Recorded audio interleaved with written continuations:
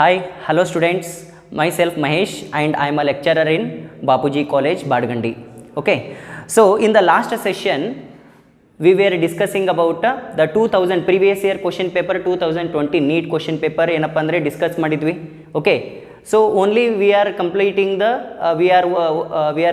the six question, that remaining questions that is discussed in this session. Okay, yes, so let us discuss about question number 7. Choose the correct pair from the following. Okay, the first one, ligases enzyme. Remember one thing students, ligases enzyme it is also called as molecular stitchers. Why it is called as molecular stitchers? ಎದಕ್ಕೆ molecular stitcher ಅಂತ ಕರೀತಾರೆ? Why they are called as molecular stitcher?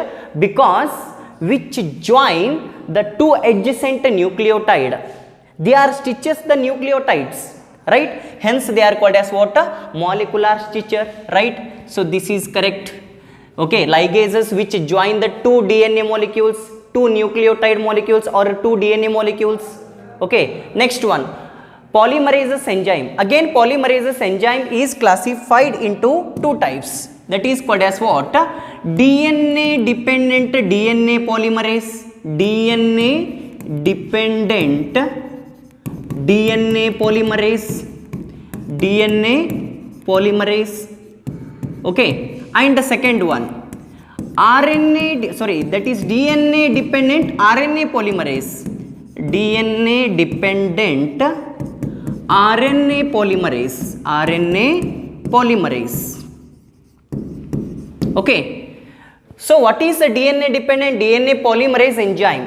The enzyme which binds to the template strand of the DNA and which produces the deoxyribonucleotides, or which shows polymerization of DNA, that is called as what? DNA dependent DNA polymerase.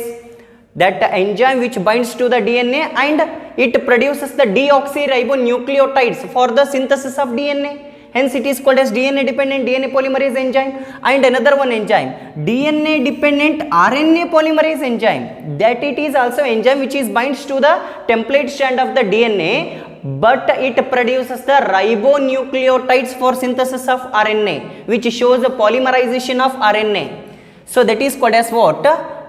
Polymerases enzyme. Polymerases enzyme is classified into two types, DNA dependent DNA polymerase enzyme and DNA dependent RNA polymerase enzyme, which shows polymerization of DNA and RNA. But polymerases enzyme which is not responsible for break the DNA into fragments. Okay, DNA polymerase enzyme which synthesizing the DNA or RNA, polymerases enzyme. DNA polymerases enzyme which produces the DNA, RNA polymerases enzyme which produces the RNA, but it is not responsible for the break the DNA into fragments. That is the work of the restriction enzymes. Okay, next one, nucleases enzyme. Okay, nucleases enzyme, the name itself suggested that enzyme which is responsible for degradation or digestion of nucleic acid. The enzyme which is responsible for the breakdown of nucleic acid or digestion of nucleic acid, that is called as a nucleases enzyme. Is it clear or not, Amma? Okay, and it is not responsible for separating the two strands of the DNA. We know that DNA is a double stranded or single stranded, Amma? Double stranded. Okay, so this is 5' to 3' direction of the one polynucleotide chain. We know that DNA is anti-parallel in nature because DNA is consisting of two polynucleotide strand. Okay, so that is the 5' opposite to 3' and 3' opposite to 5'. DNA is consisting of two polynucleotide chain and that means it is made up of two polynucleotide chain. Both of the strands of the DNA, they are run in the opposite direction. Hence it is called as DNA is anti-parallel in nature. Okay, so that double strand of the DNA during replication, one of the enzyme which break the hydrogen bonds which is present between the two polynucleotide strand and making into two single stranded DNA, right? The name of the enzyme, it is called as what? DNA helicases enzyme. DNA helicases enzyme. What is the function of DNA helicases enzyme? The hydrogen bonds are present between the two polynucleotide strands of the DNA, and that DNA helicases enzyme which break down the hydrogen bonds, and making into double stranded DNA into two single stranded DNA. Okay, not a nucleases enzyme. Nucleases enzyme which is not separating the two strands of the DNA. Okay, DNA helicases which is responsible for separating the two strands of the DNA, and it is also wrong option. Okay, next one, exonucleases enzyme. Exonucleases enzyme, it is one type of restriction enzyme. Restriction enzyme is classified into two types, exonucleases enzyme and endonucleases enzyme. Exonucleases enzyme, it is one type of restriction enzyme which cuts the DNA at the end. Okay, so which cuts the DNA at the end. Okay, that enzyme which cuts the DNA at the end of the or the tip of the DNA and making into nucleotides, not in fragments. Okay, but here given that exonucleases which make cuts at a specific position within the DNA. No, it not cuts the DNA within the which not cuts the DNA within the position of the DNA, which cuts the DNA at the tip of the DNA and making into nucleotides. They are given that which make a cuts at a specific position within the DNA, that is called as endonucleases enzyme to making into fragments. Okay, so exonucleases enzyme which cuts the DNA at the tip and making into nucleotides. It is also wrong statement. Okay, that means the correct pair from the following, that is the DNA ligases is correct. DNA ligases, it is also called as molecular stitcher because which join the two DNA molecule or two adjacent nucleotide molecule. Okay, yes. So let us discuss about the next one. Okay, question number 8.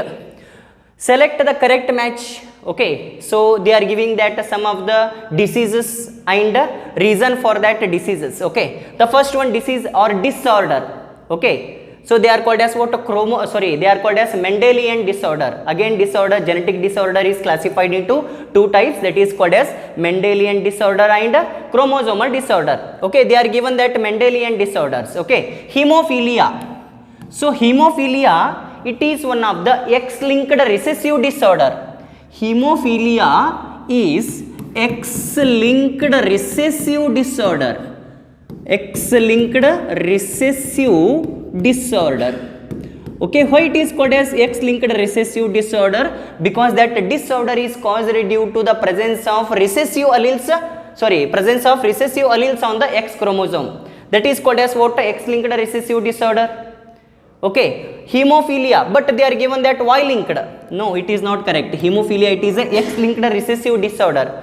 Okay, so that is a small cut which are resulting into the continuous bleeding due to the absence of the clotting factors in the blood.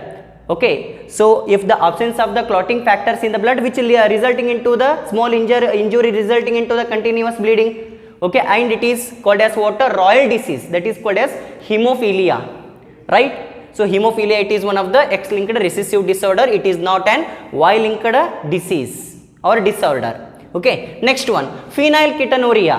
Phenylketonuria, it is one of the autosomal recessive disorder, not a dominant disorder. They are given that a dominant disorder. Okay, but it is one of the recessive disorder. Okay, so it is recessive disorder. It is a autosomal recessive disorder, inborn error metabolism. Okay, it is one of the characteristic feature of the phenylketonuria. So what is autosomal recessive disorder? If that disorder is caused due to the presence of recessive alleles on the autosomes, that is called as what? Autosomal recessive disorder. One of the example for the autosomal recessive disorder, that is the phenylketonuria and sickle cell anemia. Phenylketonuria, it is caused due to the absence of PAH enzyme. What is PAH enzyme? That is a phenylalanine hydroxylase enzyme which converting phenylalanine into tyrosine amino acid. Okay, PA enzyme, that is phenylalanine hydroxylase enzyme, which is responsible for converting the phenylalanine into tyrosine. Okay, but the individuals with the phenylketonuria, they are not produced as the PAH enzyme, that is the phenylalanine hydroxylase enzyme. That means the phenylalanine, they are accumulated in the brain and some parts of the parts in our body, and which are resulting into the mental retardation. Okay, is it clear or not? So that is called as what? Autosomal recessive disorder, that is phenylketonuria. It is not an autosomal dominant disorder. Okay, next one, sickle cell anemia. Sickle cell anemia, it is one of the autosomal recessive trait, means disorder, correct? And that alleles which are responsible for sickle cell anemia, they are present on chromosome 11. Yes. Okay, sickle cell anemia, biconcave shape of RBC. Biconcave, what is the shape of the RBC? Biconcave shape. That biconcave shape of the RBC is converting into sickle-like structure. That is called as sickle cell anemia. It is the characteristic feature of sickle cell anemia, and it is caused due to the autosomal recessive. It is one of the autosomal recessive disorder because that defective alleles which are present on the chromosome number 11. Okay, next one, thalassemia. Thalassemia, it is also one of the that is autosomal recessive disorder. It is also autosomal recessive disorder, that is alpha thalassemia, beta thalassemia. It is not an X-linked recessive disorder, but they are given that X-linked recessive disorder. It is a incorrect option. Okay, so hemophilia, it is autosomal recessive disorder. Sorry, hemophilia, it is a X-linked recessive disorder. Phenylketonuria, it is a autosomal recessive disorder, and sickle cell anemia, it is also autosomal recessive disorder. Thalassemia, it is also autosomal recessive disorder. Okay, that means which option is correct? Option 3 is correct. Okay, because they are given that autosomal recessive disorder or trait, which the defective genes which are present on the chromosome number 11. Okay, yes. So let us discuss about question number 9. So match the following columns and select the correct option. Okay, column 1, they are given that column 1 and column 2. Column the first one, gregarious polyphagous pest. Okay, the pest which occurs in a group and they are feeds the different type of food. That is called as what? Gregarious polyphagous pest, and which belongs to the largest phylum in animal kingdom, that is called as phylum Arthropoda. Okay, in phylum Arthropoda, some of the insects are gregarious and polyphagous pest. Okay, that is called as what? The Locusta. Okay, Locusta, it is called as a gregarious and polyphagous pest. It occurs in a group and they are feeding, that is poly means many, phagus means eating, they are feeding the different type of food, right? So that is called as a polyphagous pest. The example for the polyphagous pest, it is called as what? Locusta. Okay, so Locusta, right? So it is one of the example for polyphagous and gregarious pest. And adult with the radial symmetry and larva with the bilateral symmetry. What is radial symmetry? Radial symmetry, if the body of the animal is dividing into the two equal half when any plane passing through the center, that is called as radial symmetry. We know that. Bilateral symmetry means the body of the animal is dividing into the right half and left half when the particular plane which is passing through the center, that is called as what? Bilateral symmetry. Adult shows radial symmetry. Adult shows radial symmetry means the body of the animal is dividing into the two equal half with when any plane passing through the center in adult, right? That is called as radial symmetry. But larva shows, that is indirect development which shows larva, right? So direct development which do not show the larva, indirect development which show the larva, right? So that larva shows bilateral symmetry means the body of animal is dividing into the right half and the left half when the particular plane which is passing through the center, that is called as a bilateral symmetry. And that adult radial symmetry, larva bilateral symmetry, it is the important characteristic feature of the phylum, that is phylum Echinodermata. It is the important characteristic feature of the phylum Echinodermata. Okay, and they are given that example for the Echinodermata. Example for the Echinodermata, adult with the Echinodermata, that is the Asterias. Asterias, the adult shows radial symmetry and the larva shows bilateral symmetry. Asterias means starfish, right? We know that starfish. Okay, is it clear or not, ma? So the body of the animal is divided. This is the adult stage. Adult shows radial symmetry, but the larva shows bilateral symmetry. Starfish, scientific name of the starfish, that is the Asterias, right? Next one, book lungs. Book lungs, they are the respiratory organs in some of the arthropods, and they are given that one of the arthropod, that is called as scorpion. Scorpion, the respiratory organ in the scorpion. The respiratory organ in the scorpion is book lungs. Okay, next one, bioluminescence. What is bioluminescence? The body of the organism which emitting the light. Okay, that is called as what? Bioluminescence. And bioluminescence, it is the characteristic, it is the one of the important characteristic feature of phylum Ctenophora. Phylum Ctenophora. And example for the phylum Ctenophora are the Ctenoplana and Pleurobrachia. Ctenoplana and Pleurobrachia. Pleurobrachia. Okay, Ctenoplana, they are given that NCERT. Okay, NCERT examples, they are given that Ctenoplana and Pleurobrachia are the example for the Ctenophora, right? And Ctenophora which exhibit the body of the animal which emitting the light, right? That is called as bioluminescence. That means bioluminescence, the body of the animal which emitting the light, it is the characteristic feature of the phylum Ctenophora, example Ctenoplana. Okay, that means which option is correct, ma? A4 and B1, C2 and D3, right? So that means option 2 is correct. Okay, yes. So let us discuss about the next one, question number 10. The infectious stage of the Plasmodium. Okay, in the previous class we were discussing about there are 4 species of the Plasmodium, that is called as Plasmodium vivax and Plasmodium falciparum. Plasmodium falciparum, okay, and Plasmodium ovale, as well as Plasmodium malariae.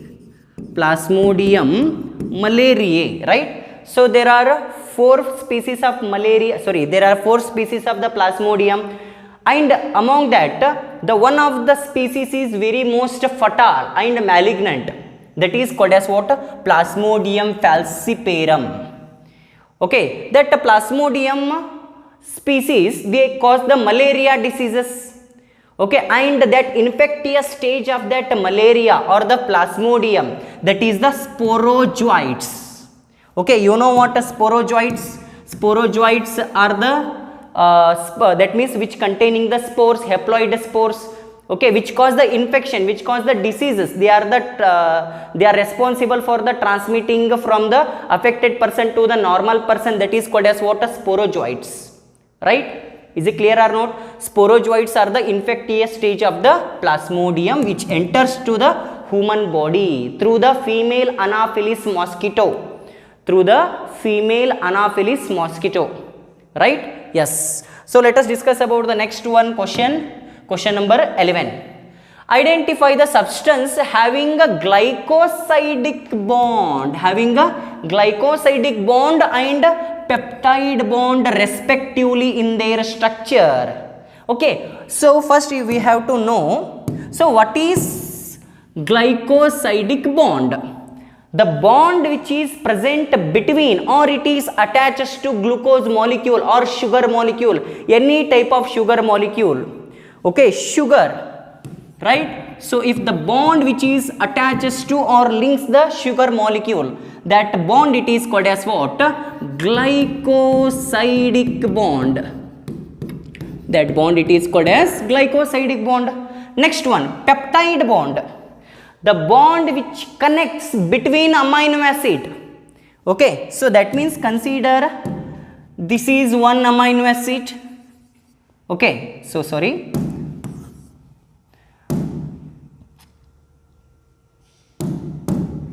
So this is one amino acid and this is another one amino acid. Okay, so both the amino acid, this is the glycine amino acid. Consider this is the glycine amino acid.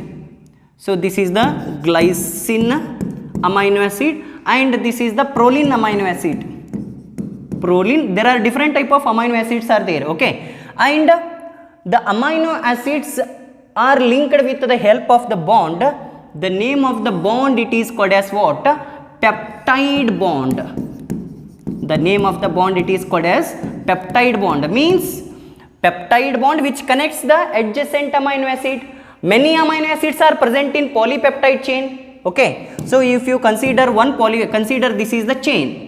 Okay, polypeptide chain means which consisting of many peptide bonds, right? So peptide bond, it is present between the amino acid. This is one amino acid, amino acid, amino acid, amino acid, amino acid, amino acid, amino acid, right? Heteropolymer protein, it is made up of polypeptide chain. It is a heteropolymer, means it is made up of different type of amino acid. But many amino acids are present in the same polypeptide chain, and many amino acids are joined with the help of the bond. The name of the bond, it is called as peptide bond. Polypeptide chain, it is present in the protein, right? So you have to identify first of all glycosidic bond, it is present in the sugar. Okay, next one, which bond? Peptide bond. Peptide bond, it is the bond which is present between the amino acid. Amino acids are present in polypeptide chain. Polypeptide chain is present in protein. You have to identify first of all the sugar and protein, right? Yes, glycosidic bond. Chitin. Chitin, it is one of the heteropolysaccharide. It is made up of N-galactose, N-acetyl galactosamine. Okay, but chitin, it is made up of the glycosidic bond, no doubt. Okay, chitin, it is made up of the glycosidic bond, but cholesterol, it is not made up of, it is a cholesterol, it is not made up of the peptide bond. Cholesterol, it is made up of the some type of bonds like a hydrogen bonds, right? So this is not correct. You have to identify first the compound containing the glycosidic bond, and the next the compound containing the peptide bond. Okay, next one, glycerol. We know that lipids are classified into two types. Simple lipids are classified into two types. Fats, that is called as fatty acids and glycerol. Glycerol, it is called as a trihydroxypropane because 3 carbon compounds are attached to the 3 hydroxyl group, that is called as glycerol, right? So in glycerol, we find if the single fatty acid are attached to the glycerol, that is called as monoglyceride. If the 2 fatty acids are attached to the glycerol, that is called as diglycerides. Okay, that means which type of bonds are observed in the glycerol, that is called as ester bond, not an glycosidic bond, right? Okay, next one, trypsin. Trypsin, it is one of the enzyme. We know that all enzymes are protein, but all proteins are not an enzymes, right? Yes. So trypsin, it is a enzyme. Trypsin, it is enzyme, and we know that all enzymes are protein. Protein means which containing the polypeptide chain. Okay, polypeptide chain containing the amino acid. Between the amino acid, which peptide bond is present? Which bond is present? Peptide bond is present. But glycerol do not having the glycosidic bond, right? Yes. So this is also not correct. Trypsin containing the peptide bond, but glycerol not containing the glycosidic bond. Next one, cellulose. Cellulose, it is one of the homopolysaccharide. It is made up of the glycosidic bond. Okay, next one, lecithin. Lecithin, it is one of the phospholipid. Okay, so organic phosphate group are attached to the lipid, it is called as phospholipid, and one of the phospholipid present in the membrane, that is called as a lecithin, right? And it is not made up of peptide bond. Lecithin, it is not made up of peptide bond. Cellulose, but it is made up of glycosidic bond. So this is also wrong option. Next one, inulin. Inulin, it is one of the homopolysaccharide which is made up of many units of fructose. Which is made up of many units of fructose, means it is one of the sugar. Okay, between the sugar, which bond is present? Glycosidic bond is present. Okay, next one, insulin. Insulin, it is one of the hormone, and it is one of the proteinaceous hormone. Because it is made up of protein, insulin and glucagon. Okay, so that is alpha cells and beta cells of the isolates of Langerhans of pancreas secreting the two hormones, insulin and glucagon hormone. Both are made up of proteins. That is called as proteinaceous hormone. Okay, protein, it is made up of polypeptide chain containing amino acid and a peptide bond which is present between the amino acid, right? So inulin which containing the glycosidic bond and insulin containing the peptide bond, because it is a protein. So that means which option is correct, Amma? Option 4 is correct. Okay, yes. So let us discuss about the next one. Question number 12. The plant parts which consisting of two generation, one within the other. Two generation. Sporophytic generation and gametophytic generation. Diploid generation and haploid generation. They are present within the other. One, that means one generation having another one generation. Right? So let us discuss one by one. The first one, first read the options carefully. The first one, pollen grains inside the anther. Pollen grains are haploid, but anther is diploid. We know that anther, dithecous anther, right?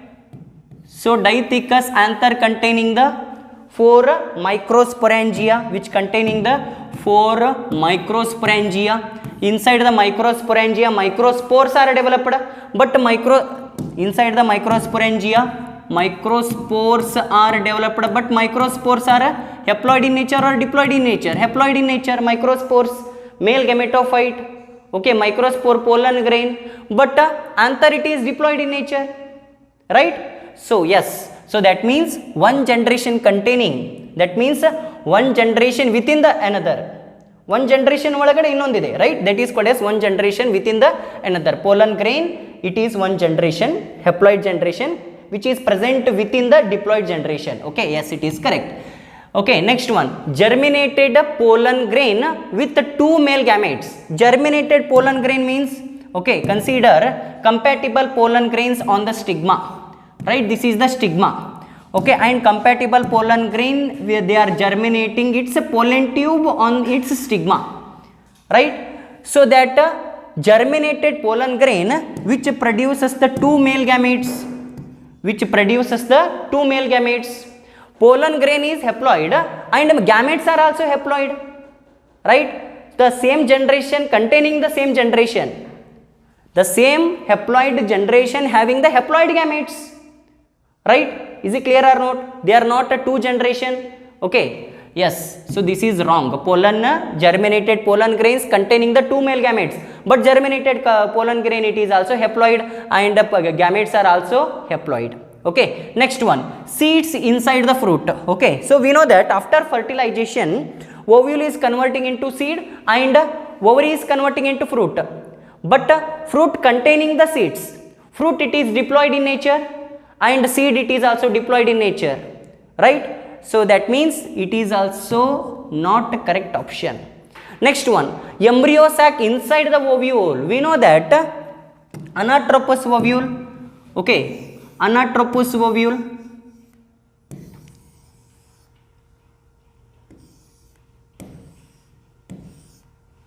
so that anatropous ovule which containing embryo sac, which containing the egg apparatus, antipodal cells as well as the synergid cells. Okay, the cells are haploid in nature except polar nuclei or central cell, right? So that means haploid generation which is present in the diploid generation ovule, it is consisting of nucellus and vegetative cells. Vegetative cells are present in the, that means present in the ovule. Okay, only reproductive cells they are present inside the embryo sac. They are haploid in nature. That haploid embryo sac which is present in the diploid ovule. Yes, so this is also correct option. Okay, that means option A and option D is correct for 2 generation within one another. That means which option is correct, ma? Option 4 is correct. Okay, yes. So let us discuss about the next one question. The product of reaction catalyzed by nitrogenase enzyme in root nodules of leguminous plant. Nitrogenase enzyme. What is nitrogenase enzyme? nitrogenase enzyme, it is one of the enzyme which is usually present in some of the prokaryotes. If the prokaryotes which containing the nitrogenase enzyme which fix the atmospheric nitrogen into ammonia, such prokaryotes are called as nitrogen fixers. Such prokaryotes are called as nitrogen fixers. That nitrogenase enzyme, it is enzyme which is very sensitive to oxygen. Okay, such that leguminous plant which containing the pink colored nodule containing the leg hemoglobin, because it is called as what? Oxygen scavenger, right? So the nitrogenase enzyme which catalyzes the reaction of which fix the atmospheric nitrogen, which fix the atmospheric nitrogen as well as which fix the atmospheric nitrogen and 8 molecules of electrons. It requires 8 molecules of protons and 16 molecules of adenosine triphosphate. It needs energy, okay, for its catalysis.